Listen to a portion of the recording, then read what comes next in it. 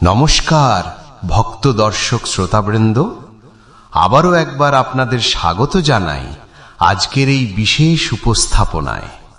ঈশ্বরের অস্তিত্ব ও তার স্বরূপ নিয়ে মানুষের মনে প্রশ্নের শেষ নেই। বহু যুগ ধরে মানুষ তর্কে বিতর্কে, বিজ্ঞানে ও দর্শনে ঈশ্বরের খোঁজ করে আসছে। কিন্তু ঈশ্বর কি কেবল তর্কের বিষয় নাকি অনুভূতির?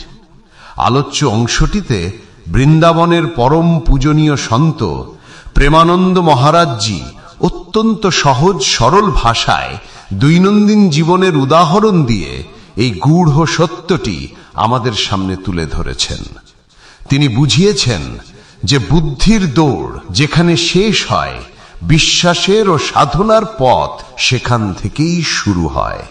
চলুন আমার সাথে মহারাজজির অমৃতবাণীর মাধ্যমে আমরা সেই পরম সত্যের সন্ধান করি। আপনারা দেখছেন বাংলা ভক্তিমূলক চ্যানেল কৃষ্ণ দর্শন। আমাদের পরিবেশনা যদি আপনার ভালো লাগে তবে একটি লাইক দিয়ে এবং সাবস্ক্রাইব করে আমাদের পাশে থাকবেন, কারণ আমরা নিয়মিত এই ধরনের ভক্তিমূলক ভিডিও গোবিন্দের চরণে নিবেদন করে থাকি। মহারাজজি যেখানেই যায় কিছু মানুষ ঈশ্বরের অস্তিত্বের প্রমাণ চায়। বাবার অস্তিত্বের প্রমাণ কে দিতে পারে? মা ছাড়া আর কেউ এটা নিশ্চিত করতে পারবে না। খুব সূক্ষ্মভাবে বিষয়টিকে বুঝুন। আমাদের আসল পিতাকে তা কেবল মাই জানেন, কেবল মা। মা ছাড়া আর কেউ আমার পিতার পরিচয় দিতে পারে না। ঠিক তেমনি ঈশ্বর আছেন, এর প্রমাণ একমাত্র সদ্গুরুরূপী মায়ের কাছ থেকেই পাওয়া যায়। এছাড়া অন্য কোনো বিষয়, পুরুষ, সংসারী মানুষ বা প্রাকৃতিক ভোগে লিপ্ত ব্যক্তি এটি জানাতে পারে না। এখন বিষয়টি বুঝুন। তিনি তো রচনাকার বা সৃষ্টিকর্তা, তাই না? প্রকৃতি যখন আছে তখন তার রচনাকারও কেউ আছেন। পুত্র যখন আছে তখন পিতাও কেউ আছেন। সৃষ্টি যখন আছে তখন তার মালিকও কেউ নিশ্চয়ই আছেন। এখন যদি তার প্রমাণ চাও, তাহলে আমার কথা অনুযায়ী সাধনা করো। তার অস্তিত্বের প্রমাণের জন্য কোনো তর্কের প্রয়োজন নেই। এটি বুদ্ধির কোনো বিলাসিতা নয় যে আপনাকে যুক্তি দিয়ে বোঝানো হবে। এটি সাধনার মাধ্যমে বোঝা যায়। আপনি অধর্মাচরণ ত্যাগ করুন, পবিত্র আহার গ্রহণ করুন, এবং আমি আপনাকে যে নাম জপ করতে বলবো, যতবার বলবো, তা 1 বছর ধরে জপ করুন। তারপর আপনার হৃদয় প্রশ্ন নয়, সমাধান জাগ্রত হবে। এটি আপনার সাধনায় নয়, এটি তার কৃপায় জাগ্রত হবে। কিন্তু আপনাকে তো অন্তত পক্ষে স্বাদ নেওয়ার যোগ্য হতে হবে। যদি নিম পাতার রস মুখে লেগে থাকে বা আপনার পিত্ত বেড়ে যায়, তবে মিছরি খাওয়ালেও তা মিষ্টি লাগবে না। কিন্তু সেই মিছরি যদি ওষুধ হিসাবে দীর্ঘ সময় ধরে খান, তবে পিত্তের দোষ কেটে যাবে এবং আপনি মিষ্টি স্বাদ পাবেন। রাধা নাম হলো সেই অমৃত সুধা। যখন ছোটবেলায় আমি বাড়ি থেকে বেরিয়ে এসেছিলাম, তখন আপনার মতোই জিজ্ঞাসু ছিলাম। আমার জীবনে কেবল প্রশ্নই ছিল, উত্তর ছিল না। কিন্তু আপনাকে বলছি, পদে পদে অনন্ত আদরিণী মায়ের মতো আমার প্রভুর ভালোবাসা ও স্নেহ কিভাবে অনুভব করেছি তা বলার সামর্থ্য এই বাণীর নেই। শুধু আমার নয়, সরস্বতীরও সেই সামর্থ্য নেই, কিন্তু তিনি আছেন। আপনার যদি অনুভব করার ইচ্ছে থাকে, তবে আহার শুদ্ধ করুন, নাম জপ করুন, কোনো অসহায়কে সাহায্য করুন এবং তারপর প্রভুর কাছে প্রার্থনা করুন, হে প্রভু, আপনি কোথায় আছেন এবং কেমন আছেন আমাকে অনুভব করান। দুটোরই উত্তর আপনি পেয়ে যাবেন। বাকি এই প্রাকৃতিক বস্তু বা বুদ্ধির দ্বারা যা বোঝানো হয় তা তো আমিও বলতে পারি, কিন্তু তাতে কোনো লাভ হবে না। যখন আপনার নিজের অনুভব হবে, তখনই আপনি বুঝবেন। বুদ্ধির দ্বারা আপনি বুদ্ধিমান সাজতে পারেন, কিন্তু এই পরম তত্ত্ব বুদ্ধির বাইরে, সেখানে পৌঁছানো অসম্ভব। কে এই সূর্যকে প্রকাশিত করছে? কে চাঁদকে আলোকিত করছে? আগুনের ভেতর দাহিকা শক্তি এলো কোথা থেকে? এই পৃথিবী জলের মধ্যে থেকেও ডুবে যাচ্ছে না কেন? এই জল, এই অগ্নি, এই সূর্য, এই চন্দ্র, এই বায়ু, এই জন্ম, এই মৃত্যু, এই কলাকৃতি সমস্তই আলাদা আলাদা চেনা যায়। সমগ্র জগতে বহু কোটি কোটি লোকের বাস, 140 কোটি শুধু আমাদের ভারতেরই জনসংখ্যা, তবু সকলকে আলাদা আলাদা চেনা যায়। কি তার রচনা দেখুন! পশু পাখি সকলের ভরণ পোষণ হচ্ছে, কেউ তো একজন মালিক আছেন। রাষ্ট্র যখন আছে তখন একজন রাষ্ট্রপতিও তো আছেন, তাই না? যদি পুত্র থাকে তবে তার পিতাও আছেন। তাহলে এই ব্রহ্মাণ্ড যখন আছে তখন ব্রহ্মাণ্ড নায়কও তো আছেন। এখন গ্রামের সাধারণ মানুষকে যদি জিজ্ঞেস করেন রাষ্ট্রপতি কে, সে তো জানেই না, কারণ সে পড়াশুনো করেনি বা টিভি দেখেনি। তার মানে এই নয় যে রাষ্ট্রপতি নেই। আপনি 3.5 হাত শরীরে বাস করছেন, কিন্তু নিজের খবরই আপনার জানা নেই ভাই।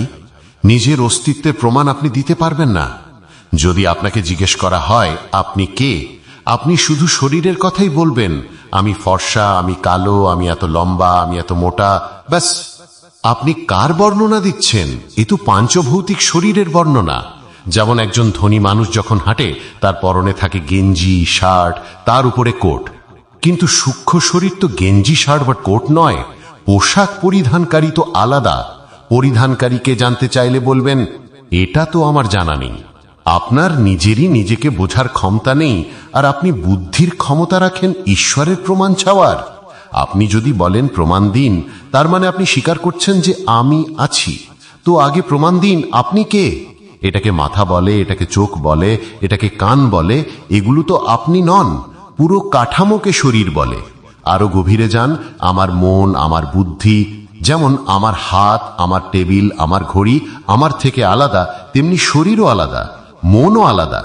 আবার বলছেন আমার স্বভাব এমন বয়, তার মানে স্বভাবও আপনি নন। আপনার মন আজ অশান্ত, মানে মনও আপনার থেকে আলাদা।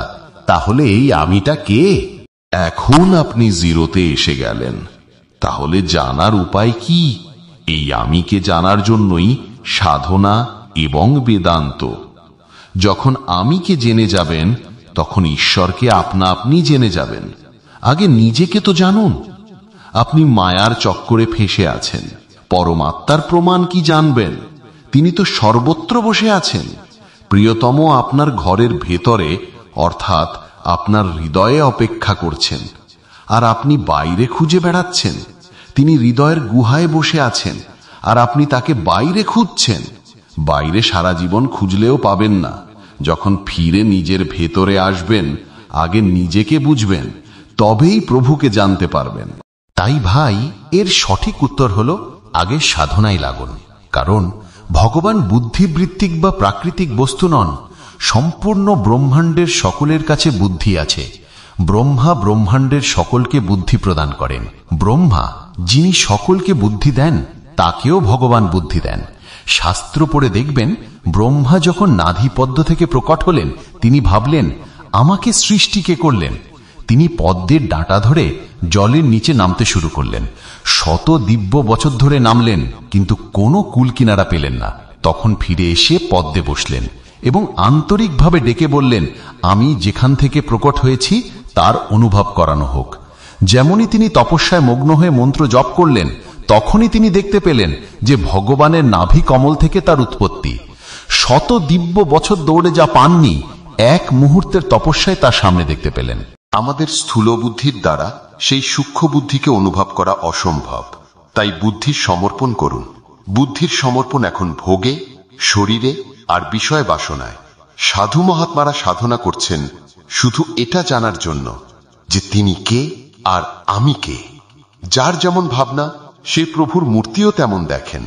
কেউ নিরাকার ভাবলে নিরাকার, কেউ সাকার, কেউ সগুণ, কেউ নির্গুণ। আর আমরা কি দেখছি? আমরা দেখছি নারী ও পুরুষ, দুষ্ট দুরাচারী ও মহাত্মা। সেটাই দেখতে পাচ্ছি, অন্য কেউ নেই। তিনি সর্বত্র আছেন। একটি কণাও এমন নেই যেখানে আমার পরমাত্মা নেই। কিন্তু তাকে উপভোগ করার জন্য দৃষ্টির পরিবর্তন দরকার। আমাদের দৃষ্টি যদি ত্রিগুণাত্মিকা মায়ার দ্বারা আকৃষ্ট হয়, তবে তা পরমাত্মাকে দেখার উপযুক্ত নয়। প্রমাণ বাইরে নেই, আমাদের ভেতরেই আছে প্রমাণ।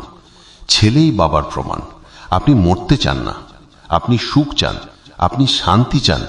এটাই প্রমাণ যে আপনি ভগবানের অংশ। কারণ ভগবান অবিনাশী, ভগবান সুখের সাগর এবং ভগবান শান্তাকারাম। আপনার মধ্যে আপনার পিতার গুণই তো আসবে। এই তিনটে ছাড়া আপনার আর কোনো খোঁজ আছে? নেই। কিন্তু আপনার খোঁজ ভুল পথে। ভোগের মধ্যে সুখ আর ভোগ সংগ্রহের মধ্যে শান্তি খুঁজছেন। মরণশীল শরীরকে আমি মনে করে অমরত্ব কেউ কখনো পায়নি। আমাদের পিতার লক্ষণ আমাদের মধ্যে জাগ্রত হচ্ছে।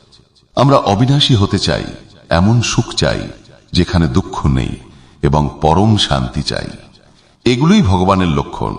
তাই সাধনা করুন, সদ্গুরুর দেওয়া মন্ত্র জপ করুন, অনুভব হয়ে যাবে। খোলা চোখে সব দেখতে পাবেন, যেমন আমি আপনাদের দেখতে পাচ্ছি। এটা জাদুকরের খেলা বা প্রাকৃতিক বস্তু নয় যে বিজ্ঞান দিয়ে প্রমাণ করা যাবে। আপনি আপনার প্রমাণ দিতে পারবেন না। আজ পর্যন্ত কোনো বিজ্ঞানী কি বলতে পেরেছেন জীবের স্বরূপ কেমন, মন দেখতে কেমন? কোন যন্ত্র দিয়ে কি মনকে টিভিতে দেখানো গেছে? যদি মনকেই না দেখাতে পারেন তবে ভগবানের প্রমাণ কিভাবে দেবেন? মহারাজজির এই বাণী আমাদের চোখে আঙুল দিয়ে দেখিয়ে দেয় যে ঈশ্বর কোনো পরীক্ষাগারের বস্তু নন, তিনি অনুভবের বিষয়। যেমন তৃষ্ণার্ত ব্যক্তির কাছে জলের অস্তিত্ব প্রমাণের প্রয়োজন হয় না, পান করলেই তৃষ্ণা মেটে। ঠিক তেমনি ব্যাকুল হৃদয়ে সাধনা করলে ঈশ্বরের অস্তিত্ব আপনা আপনি অনুভূত হয়। আমরা সবাই সেই পরম পিতার সন্তান।